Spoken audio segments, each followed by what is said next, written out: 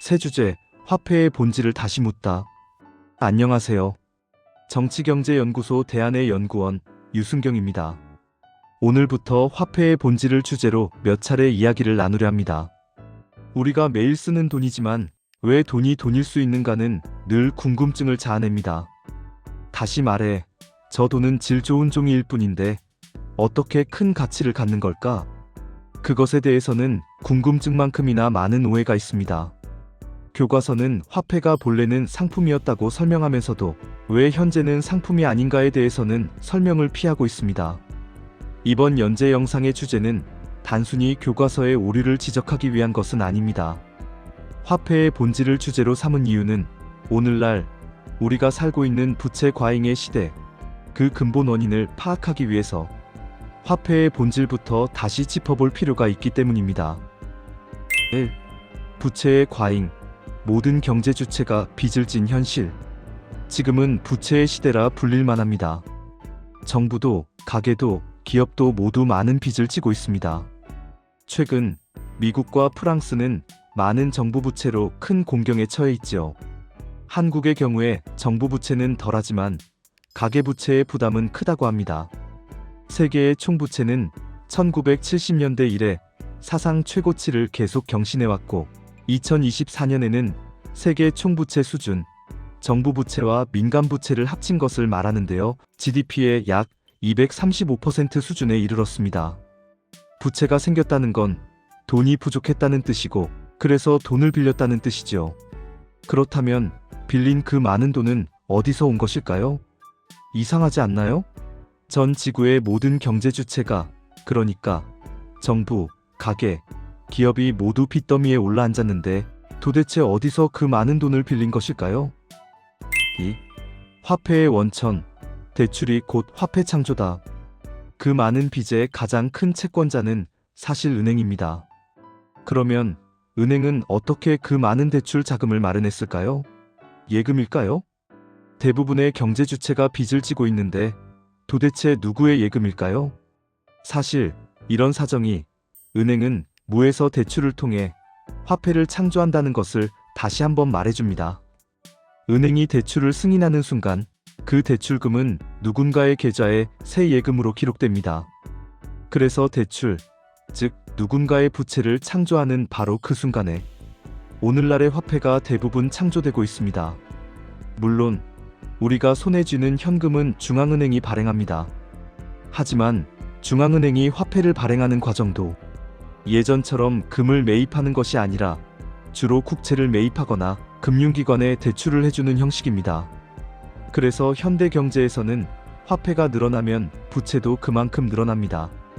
이런 이유로 부채 문제의 원인을 찾기 위해서는 화폐의 본질을 파악할 필요가 있습니다. 그래서 오늘부터 화폐의 본질을 알아가는 여정을 떠나보겠습니다. 문제의 핵심. 부채 문제는 화폐의 본질을 묻는다. 오늘날의 부채 문제는 단순히 빚이 많아졌다는 이야기가 아닙니다.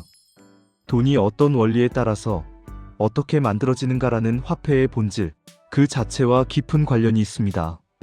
결국 화폐의 본질을 이해하지 못하면 오늘날의 부채 경제 문제를 제대로 해결할 수 없다고 생각합니다. 화폐의 세 가지 이론, 상품, 신용, 국가. 이 연재 영상에서는 화폐를 바라보는 여러 관점들을 함께 살펴보려 합니다. 여러 학자들, 여러 학파마다 다양한 설명을 내놓고 있지만 아직 어느 하나로 합의된 이론은 없습니다. 그럼에도 세 가지 관점이 가장 대표적입니다. 첫째, 오늘 이야기할 상품 이론. 둘째, 화폐를 신용관계로 보는 신용이론. 셋째, 화폐를 국가의 조세권과 주권의 질서 속에서 이해하는 국가이론입니다. 이 세 관점을 이해하는 것이 화폐의 진실에 다가가는 첫걸음이 될 것입니다. 교과서의 이야기, 물물교환의 불편함에서 시작된 신화. 경제학 교과서는 이렇게 말합니다. 화폐는 물물교환의 불편함을 해결하기 위해 등장했다. 즉, 인류의 초기 경제는 화폐가 없던 물물교환의 시대였고, 사람들은 서로가 원하는 것과 가진 것이 일치해야 거래가 이루어졌다고 합니다. 이른바 욕망의 이중적 일치라는 문제죠. 교과서의 설명. 상품화폐의 탄생 금과 은. 교과서에 따르면 사람들은 내구성이 있고 희소하며 나누기 쉽고 운반하기 좋은 금속, 특히 금과 은을 공통의 교환 수단으로 선택했습니다. 이후 국가는 그 금속을 표준화하여 주화로 주조했고 그것이 오늘날 화폐 제도의 시작이었다고 교과서는 설명합니다. 그 다음에 신용이 발달했다는 것이죠. 교과서의 설명은 신화다. 이 설명은 얼핏 그럴듯하지만 사실 역사적 근거가 거의 없는 경제학이 만든 신화입니다. 그런데 이 신화는 단순한 옛 이야기로 끝나지 않습니다. 신화의 잔재, 고전적 이분성과 화폐의 중립성. 이 신화는 화폐는 단순한 교환의 매개라는 전제를 남겼습니다. 그 결과 경제학은 실물과 화폐 부문을 분리시키고 화폐가 경제의 실질적 변화에는 영향을 미치지 않고 물가 수준에만 영향을 미친다고 가정했습니다.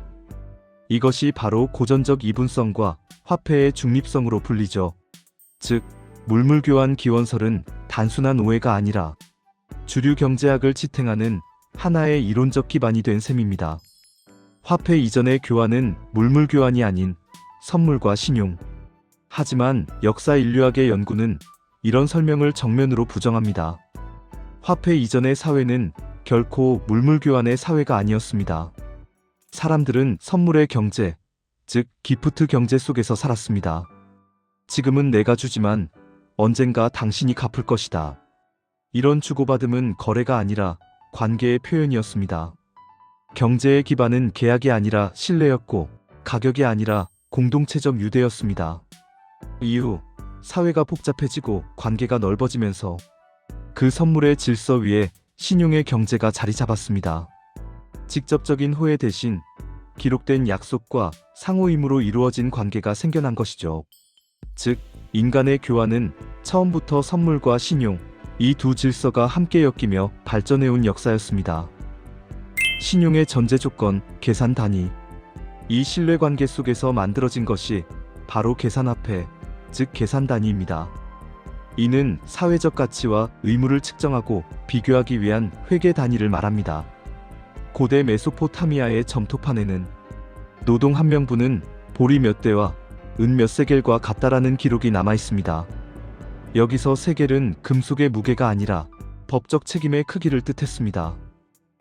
화폐는 시장이 아니라 장부에서 왕과 신전은 이런 단위를 사용해 공납과 세금을 부과하고 노동을 조직했습니다. 심지어 형벌 제도마저 이와 같은 단위로 책임을 계산했죠.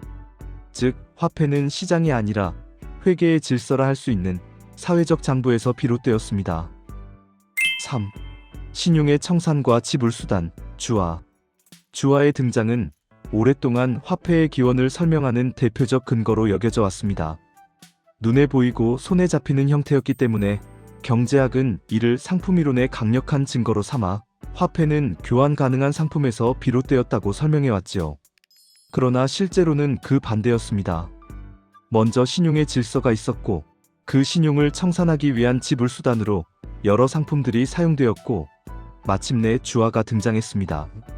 즉, 주화는 화폐의 출발점이 아니라 이미 존재하던 사회적 약속과 채무 관계를 물질화한 결과물이었습니다. 기원전 7세기 무렵 리디아와 인도의 간다라, 그리고 중국의 주나라 등 여러 지역에서 비슷한 시기에 금속 주화가 나타났습니다. 그 배경에는 교역의 범위가 넓어지고 전쟁과 같은 불확실한 상황이 잦아진 현실이 있었던 것으로 보입니다. 신용관계의 안정성이 흔들리는 시대적 상황과 멀리 떨어진 사람들과 거래해야 하는 시대에 누구나 즉시 받아들일 수 있는 공통의 결제 수단이 필요해졌던 것이겠죠.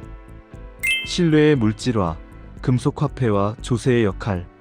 이렇게 등장한 금속화폐는 단순한 교환 수단이라기보다 기존의 회계 단위를 금속 위에 새긴 형태로 이해할 수 있습니다. 처음에는 용병의 급료 지급이나 원거리 교역의 지불 수단으로 사용되었지만 이후 국가의 재정 운영과 조세 징수에도 활용되기 시작했습니다.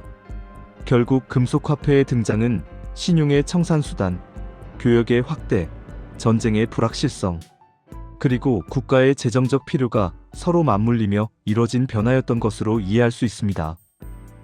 4. 결론, 불안화폐 시대에 남은 신화.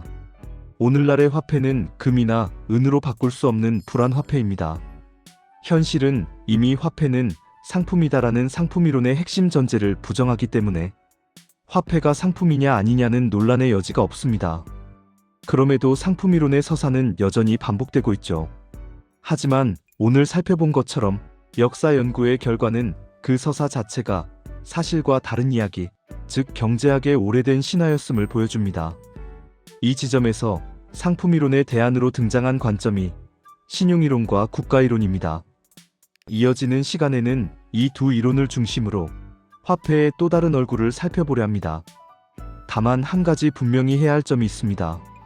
모든 화폐가 상품이었던 것은 아니지만 상품이 화폐로 기능한 긴 역사가 있었습니다. 제가 오늘 말씀드린 상품이론에 대한 비판은 상품화폐의 역사적 존재를 부정하지 않습니다. 이 사실은 이후 논의에서 중요하게 부각됩니다.